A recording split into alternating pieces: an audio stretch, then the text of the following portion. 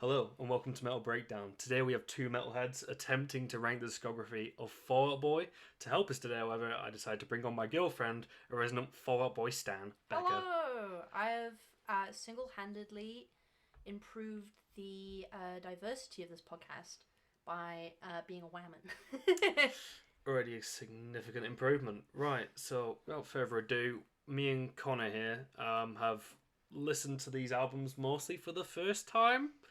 And attempted to make a ranking. So I mean, a lot of the songs we haven't listened to for the first time, it is a Fall Out Boy, they are huge. But album-wise, I've never listened to a Fall Out Boy album in full before a few days ago. yeah, I'd heard a million singles and a million in the club before now, but like never actually sat down and listened to a full album back to front. See, whereas I was about 50-50, so I religiously listened to a lot of the, what you'd say, the newer stuff, so post-hiatus stuff. The singles and stuff off the earlier albums, yeah, sure, but especially like the first album and Infinity on High and stuff, I never had sat down and given it a proper listen until now. So, but I am a post-hiatus expert, one may say. Right, so without further ado, we'll just get straight into the list. So we're going to go through the order of our lowest to highest, and we'll be going for whoever's lowest to Beka, the lowest for Connor, lowest for me, and then so on. Have a little bit of discourse and anything in between, and say our thoughts about each of the albums and why we placed them where we did. Yes, Our we are reasons. using tier list as well, because this is the easiest way of doing it. A high-budget podcast. High budget podcast indeed. I mean, Right. if they could see us now, they could tell we're high budget. Cramming around a microphone in a dim lit room. Pete Wentz, please send us money, please. This is like the definition of amateur podcast. Oh yeah, the empty bottle of Bucks Fizz next to us. Anyway, podcast time. Right, so for your number 8, what have you ranked? My number 8. I put Take This to Your Grave as my number 8. Do you want my reasoning now or later? Later. Later. My number 8 is also Take This to Your Grave. Yo! And I get the feeling it's going to be Tons as well. Yeah, that was also my. Yeah. No way! Oh, unsurprising as hell. So yeah, to me it was the definition of a pop punk album from Yeah. 2003, I believe. It just It's very much of its time. I wrote that it was pretty solid for a debut album. But I found that a lot of the songs sounded quite similar. Like, I knew a couple of songs on it, like Dead on Arrival and Grand Theft Autumn. But as it went further on, it was probably the hardest one for me to get through. I can't remember what I said to you about it. Oh yeah, it was like shit Green Day had done like 10 years prior. Yeah, it was a Green Day album made by Fall Out Boy in the 2000s. The one thing I didn't expect on this was heavies. Yeah, I enjoyed the screams. I thought that was a nice change of mix. Yeah, I was telling Tom about it, Connor, that before this, the majority of Fall Out Boy, but mainly Pete, was in like a hardcore metalcore band. Huh. So I remember the first time I heard some of his heavies, and I was like, oh my god, Pete actually does like screaming on some songs.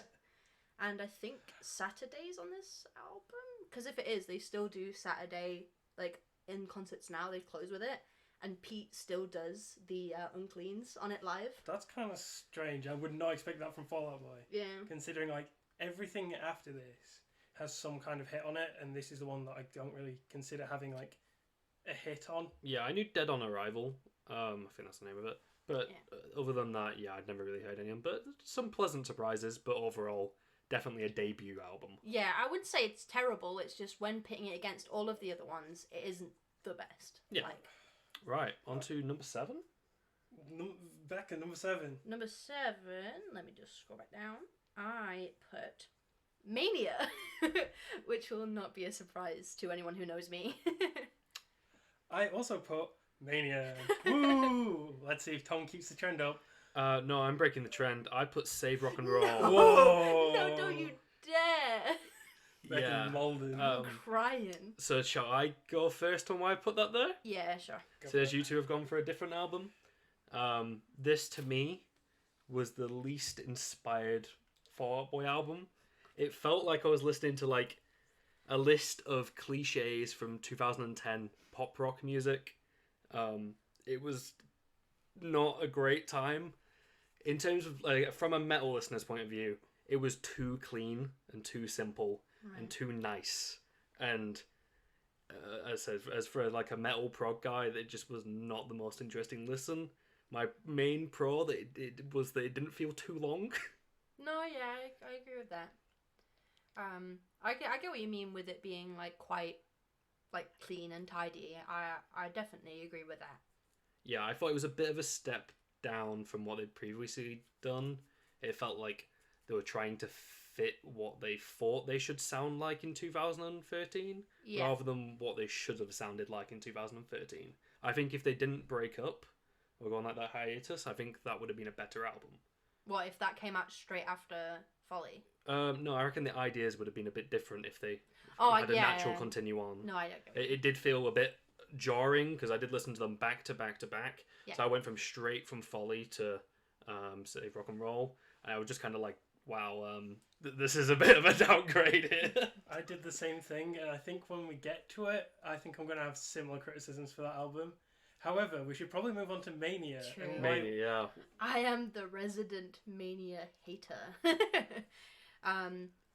Shout out to my friend Sonia, who is a Mania lover. I'm so sorry for putting it down here. But I just remember the hype for this album before it came out. Like, it was at a high, and then the guys actually pushed the album back a good few months, and I think went and rewrote most of it, which knocked the hype. And then I remember they released like 1 million singles. Like, most of this album was singles, which killed it even more. And then I just remember when it came out, the remaining songs left I just thought were quite uninspired. Like, my biggest gripe with this album is songs like Champion, which I think is just repetitive. Champion was bad. Yeah, like, it's possibly my least favourite Fall Out Boy song, because I just find it so basic and so repetitive. It does have some highs. Like, I love Last of the Real Ones. I like songs like Wilson, but compared to other stuff, for me, it just never lived up to the hype. Left a sour taste in my mouth, and I just never revisited it until listening for this podcast. Connor, thoughts? The thing that stood out to me on this album is the lyrics, and they are not good. Oh my god, the lyrics on this are shit. Like, with Champion, it's like, the champion of champions that doesn't believe in champions. What the fuck? Who wrote this? Where's, like, the old, like, Fall Out Boy writing gone? Didn't you know you can rhyme champion with champion and champion with champion? Shut the fuck up. It's bad. But it was like, it's no longer pop punk, it's just straight pop music. I respect that they use the different genres to influence them. Yeah. But it's just... I mean, I think it speaks volumes when in Joe, the guitarist's book that came out recently, he even said in it, like, along the lines of, it's not their best work, he wasn't keen on it, and after it, that made him want to go back to doing a guitar-based album. So, when your band members aren't a fan, I think that speaks volumes. Right. Number 6. Number 6. I put, and this one hurts for me to put it here, but I put American Beauty, American Psycho. Okay, Connor. This is where the difference comes. Under the Cork Tree. Under the Cork Tree. And I also put Under the Cork Tree here. Fair. So I go first because I'll let you. Yeah, you go first. See, this was a hard one because this was the point of the ranking where I do think the albums could have just gone in so many different orders. But I put this one down here because it was the same thing as Mania, where there was just something lacking. There are standouts on this album that I absolutely adore, like Favorite Record, Jetpack Blues, Twin Skeletons, but things like Centuries and even Irresistible and Uma Thurman, they're so radio friendly that, again, I remember when this album came out, I was just quite, like, not bothered with it, really. Well, I suppose we should talk about From Under the Cork Tree. So as me and Connor both put it at 6. I imagine we have similar thoughts. We did listen to this one at the same time. We did listen to this one together, and I think even though we didn't talk about it intentionally because we wanted to save it for here, we were both on the same, like, mental wavelength. This was a long album. This felt Yeah. long.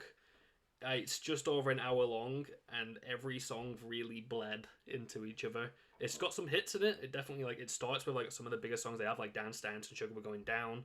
But honestly, as a full sit through, whew. Yeah, it's got some of the classics on. It's got some hooky bits, but it's not interesting instrumentally, and everything after Sugar We're Going Down is just mostly forgettable in my opinion. I don't remember a single thing from after that. I remember Snitches and Talkers Get Stitches and Walkers being somewhat okay.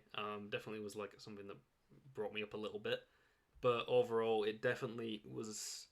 It was an improvement from the first album that they brought out, but I think there was enough problems with it. And to be honest, I'm not the biggest pop punk fan, so an hour of pop punk was a lot of pop punk for me. Yeah, I understand that. It's also the album of very long song title names. Yeah, we've got a little less 16 Candles, a little more Touch Me. That's a bit horny. I slept with someone in Fall Out Boy and all I got was this song wrote about me. Stunning. Sophomore Slump or Comeback of the Year. Well, it wasn't a slump, so I'll give them that. We do like long, stupid song titles like that, though. Oh yeah, I appreciate the creativity, honestly. But let's jump on to number 5. Okay, number 5. I actually put the new album there. I put So Much for Stardust there. Okay. Damn, that's interesting. I put Save Rock and Roll. Save Rock and Roll. Becca's crying here. I'm crying. I put Folie. Oh my god, guys, you're making me cry So over here. this has got a lot more diverse because we've just completely switched things up. And I will preface this as saying, me and Connor pretty much never listened to these albums in full until this week. True. Yeah. So we all get You know a what? fresh ear's perspective on this entire discography. So far, though, the lists are majorly different, but we also haven't done many. Me and Becca have got the same ones, but then me and you've got 3 that are quite in similar-ish locations. I'm going to say I go first because I'm the first one with a repeat. Yep. I think I had pretty similar criticisms as Tom. Is like the Fall Out Boy style that they had going for the previous albums was getting stale at this point. They needed new ideas. It just felt all the same. It's still pretty catchy. A lot of the Fall Out Boy stuff's catchy, but goddamn, was it stale. Very vocal heavy, but yeah, it's all very similar. Also, they do not, Fall Out Boy, I've got to give them credit, are one of them bands that can do something that a lot can't, and that is write choruses. Yeah. And write a lot of them very well, and I think that's why they've been so popular for so long, because I think a lot of bands, especially even technical bands, will tell you, writing a chorus is harder than writing a technical solo or anything like that, because at the end of the day, to get people to listen to something and earworm it and they actually go click along and sing along, it's not as easy as it sounds, or else everybody would do it. Well, that's even with some of my lower picks like Mania and American Beauty, American Psycho. There's songs on there that I don't like, but by God, do I know the words to them all, because the times I have listened to them, they get stuck in your head. They might not be my favorite, but they definitely worm their way in there. So I put Folie here at number 5. And I thought it was a pretty solid album, and that's why it's at number 5. You're in the middle of the pack right now. I think it's a perfectly amicable album and a solid follow-up from Infinity on High, but it didn't do anything else to stand out to make me go, damn, I want to stick this one on repeat. So it's not bad, but there was certainly highlights. I quite enjoyed 27. And I just realized that this is the album I've heard the most, because Beka plays this all the time. Spoilers. So, yeah. And finally, your pick. Yes, the new album, I will preface that we literally listened to this, An hour ago? I like it. I really like the singles on it. A standout song for me is Hold Me Like a Grudge. And also, it's right at the bottom of the album, What a Time to Be Alive. I remember listening to that one and being like, oh, this is great. But definitely in the middle of the album, I found myself not too bothered. But I've got also the view that I literally listened to this for the first time an hour ago, a lot of my albums that are higher up on this tier list, I have literally been listening to for years. So I think if I had this on repeat a couple of times or a few more proper listens, it could be higher up. But as it is on fresh ears, it's good, but it's not beating anything I've got higher up. Right, number 4. Number 4, Burger King foot lettuce. I put From Under the Cork Tree at number 4. From Under the Cork Tree. I put American Beauty, American Psycho. American Beauty, American Psycho. And I chose Mania. Ooh. There we are. Fix it, quick. Oh, it is going left to right, so we're filling it up nicely. So I'll go first, since I have Mania, and you two have already talked about Mania. We've all talked about all these before. This is where it's all mixed up now. Yeah, this is very clearly the middle of the pack for us. I mean, I don't know how much we represent anywhere close to the common consensus, but Mania is probably the most dividing album in the sense of, like, you get your Mania lovers and you get your Mania haters. So, like, it's definitely the most... what is it? Not diversive? Is that it? Yeah. Is that the phrase? Yeah. It definitely splits people down the middle. I saw a lot of Mania hate on the Twitter. A lot of people like, this has got to be better than Mania, surely. You know what? This is the first Fall Out Boy album that I listened to of the lot that I actively enjoyed. Yeah? This is the last album that Wait, you you listened to. actively enjoyed? I actively enjoyed this, yeah. And I put it here for a couple of reasons. But yeah, it's very much pop mixing. It's modern pop mixing from 2018. Yeah. It sounds like it's from that era. The production for the rap elements. I love the soul that Patrick puts into his singing. Yeah. I thought that was really cool. I thought the lyrical flow was some of the best it's actually been. No. At times. No, I completely disagree. I enjoyed some of the lyrics. I've got a lyrics soul were bad. voice. Like, there's a meme for all you Fall Out Boy lovers out there.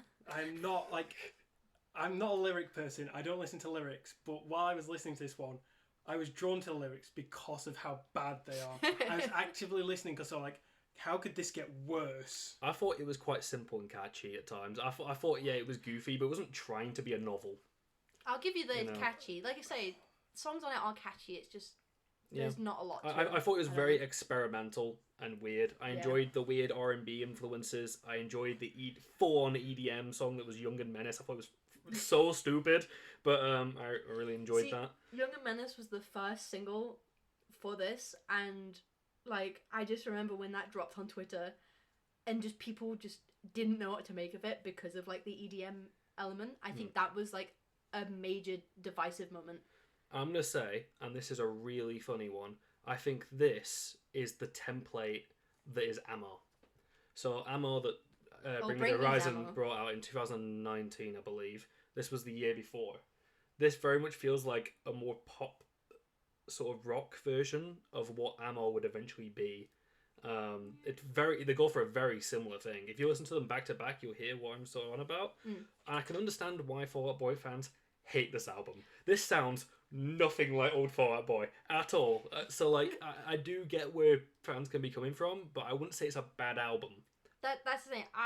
Upon my second listen of it, upon my re-listen, I did message my friend and I said, you know what? I don't think Mania is as bad as I thought, but I still don't like it. But I think it comes down to that it's a good album, it's a solid album, but it's not a good Fall Out Boy album. Yeah, and I think my main pro for this actually was that at 35 minutes, this was a nice, short and sweet, in and out. I mean, I would stick it on if I had 35 minutes. It's a very short so album. Many other albums. It was nice that it's 35 minutes, because any longer I think I would have hated it more. If you give me more lyrics like that, I'm going to cry. I will jump on its positives and say that I do really like Church. I think Church is a really good song. Yeah, Church was a good song. By the way, I am the resident prog metal, extreme metal fan, and I've just put Mania at number 4.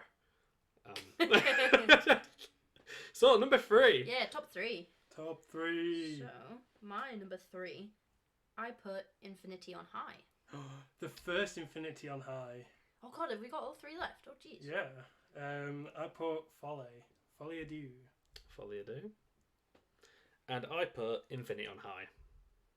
Right, odd one out goes first. Mhm. Yeah. Let me get my notes because I don't. My first 4 words on my notes is Fall Out Boy for sure. It's just a lot more of the previous albums. I thought it was less interesting than Infinity on High. That's interesting. I thought it was less interesting. What?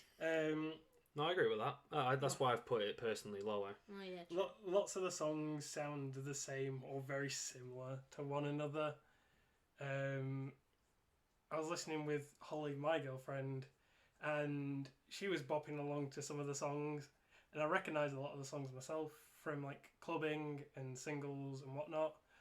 However, it was good. It was solid. It was decent. Not too many criticisms, other than the fact it's just. I mean, it is number 3. I was gonna say, that's actually, not a disservice. Yeah, we are actually on number 3. True. Yeah, criticisms aren't that bad at this point because it's your third favourite from the lot. It's just a cemented Fall Out Boy style. Yeah. Well, I chose Infinity on High, and that is because I think it is the best old Fall Out Boy record. I think it does a bunch of sort of musical ideas pretty well. I think they pull off some interesting stuff, and there's even some screams there which I did quite enjoy. I thought it was a little bit bloated at 16 songs. Personally, I struggle to listen to that many. Yeah, towards the end I was struggling. But overall, I think for what they did and what they executed, and for the time it came out, which I believe is 2005. I could be very wrong on that. It's 2005. Either way, I thought actually they did a really good job. I thought it was a pretty good album. I went into it a bit lukewarm because I wasn't too fond of the first 2. So to get that third one, I was like, actually, this is pretty good. I would listen to this. Mm. No, I agree with you. Even though we know it's in my top 2. Yeah. I was not expecting too much from this album, and it really took me by surprise. I will say before I do start, did I say my opinions on From Under the Cork Tree? Because I don't think I did. No. Beka gets 2. So I'll do a double whammy. I was just looking at my Amateur list. podcast. So I'll jump back to From Under the Cork Tree and make it quick. I said that listening to this one, I can see why emo kids ate this up. Just the classic ones like Sugar We're Going Down, the sad emo lyrics in Sophomore Slump, and I have to give a shout out to possibly my favourite Fall Out Boy song ever, along with my favourite music video ever, which is A Little Less 16 Candles, because the video as a whole, my favourite concept ever. Quick rundown. Simpin. It's Simpin. for Connor. Tom will know, but Connor won't. The band are Vampire Hunters, and They- the vampire. I don't need any more. That's just That's all the Beka in a context you need. That's all the nutshell. context you need. But yeah, I put it as it'd be 4th, wouldn't it? Yeah, 4th. Because I think it was a pretty solid album. Lots of stick out bass lines. You got some Pete screaming. It's got everything, and that's why it was my number 4. Now, onto Infinity on High. This one I think was even obviously a step up from Under the Cork Tree. It had a mix of old and new styles, obviously new being from Infinity on High at the time. As previously said, the only downside was that it's a long album. I remember looking at it before listening and being like, oh god, 16 songs. I can't remember the name, but I said the 5th song on the album. It's got choir bits in the background which really stood out. It's got This Ain't a Scene. Just a solid old album all around. Yeah. Right. Number 2. So- We're going to have some interesting ones We're gonna here figure because out obviously yeah. from this. some people have rated stuff higher than others. It's quite obvious from the get-go, but here we are. My number 2 is Save Rock and Roll. Huh? My number 2 is Infinity on High. Bruh. And my number 2, I simply named it American BS because that's what it shortened down to. So I suppose we'll let Beka go first. Well, these top 2 heavily comes down to nostalgia. I was saying to the guys earlier that I don't think, in terms of quality, there is a like bad or terrible Fall Out Boy song, and a lot of my ranking also comes from sentimentality. Save Rock and Roll is the album that got me into Fall Out Boy, and without getting too emo and nostalgic, when I was like 15, 16, I would literally fall asleep listening to this album. I would have it on repeat in headphones, and it's just one of those ones that has always resonated.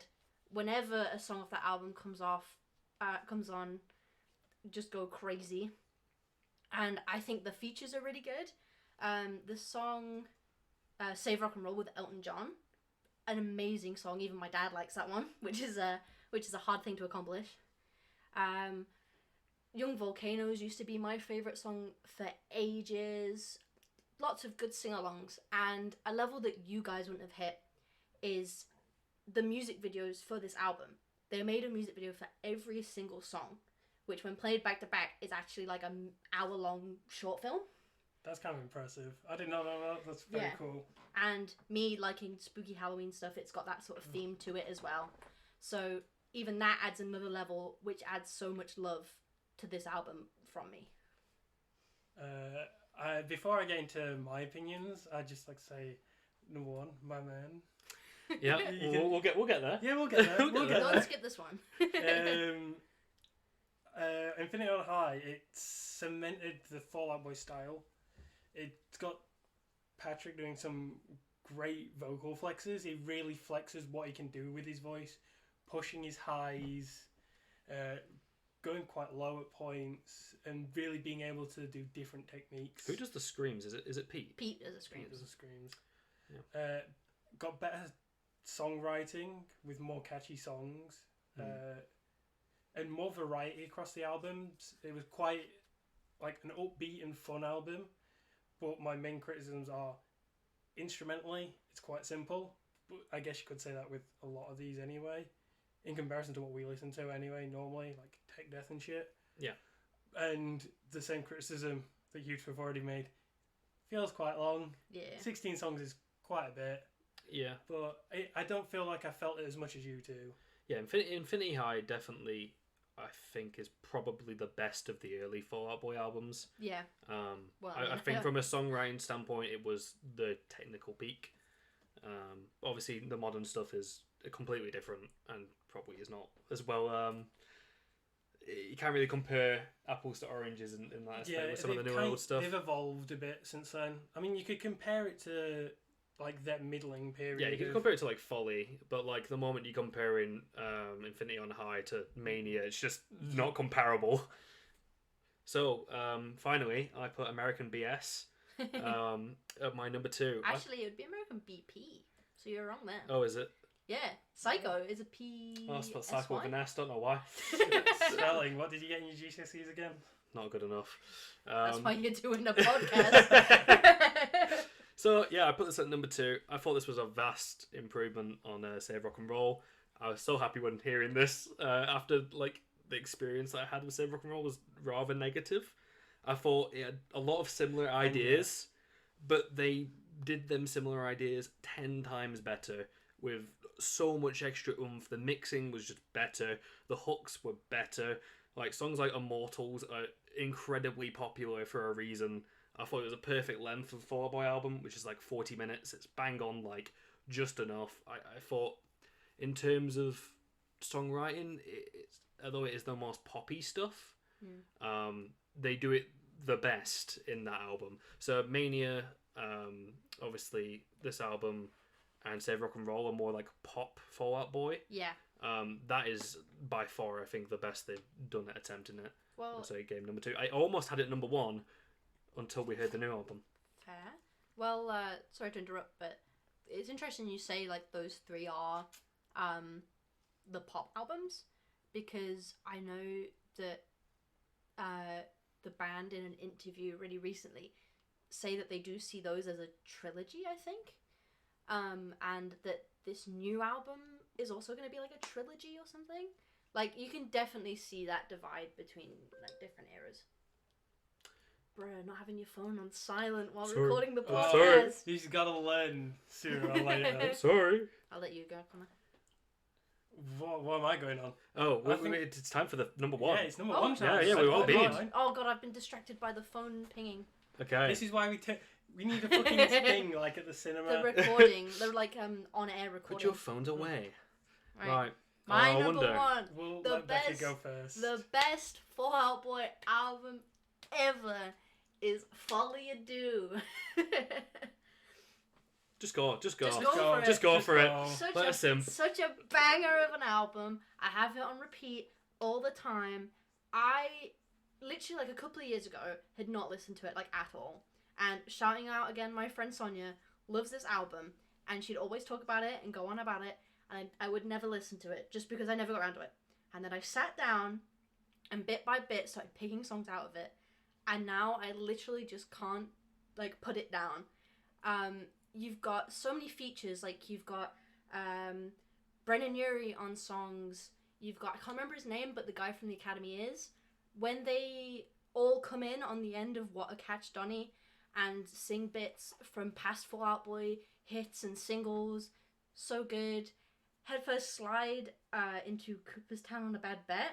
They just added that back to the live set list after people like are begging them to, and by God, is that a great thing? Because Patrick belts like oat on it.